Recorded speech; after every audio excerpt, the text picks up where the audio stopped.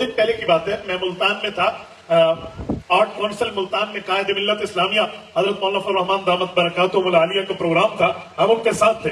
तो मेरी मोबाइल की घंटी मुसलसल बज रही थी, मुझे नहीं पता क्योंकि घंटी ऑफ थी, मुझे कॉल आ रही थी।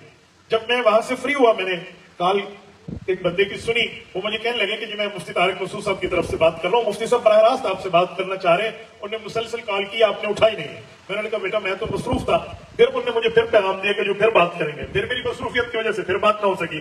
तो मैंने उन्हें खुला खुला कहा कि ये गलती हो गई है उनसे, हम इसको गुस्ताखी नहीं कहते कि आपके गुस्ताखी है कि फांसी लगा दो, गुस्ताख रसूल, ऐसा नहीं है। गुफ्तगू में बाज़ गलती हो जाती है, इन्हें चाहिए अपनी गलती को माने और उस मामले को छोड़ दें।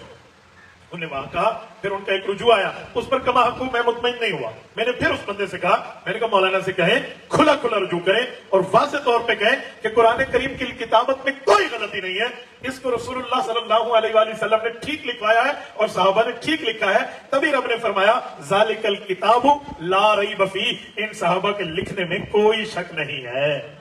अल्लाह उनको जज़ा खैर अता फरमाए। उन्होंने इस पर रुजू भी किया, अल्फाज को वापस भी लिया और इस पर अपने ईमान का इजहार भी किया कि भाइयों कुरान करीम में कोई गलती नहीं है। अल्फाज के चुनाव में गलती हो गई तो उसके ऊपर उन्होंने माजरत भी की है। याद रखें, गलती हो जाए, माजरत करने से कद छोटे नहीं होते, कद बड़े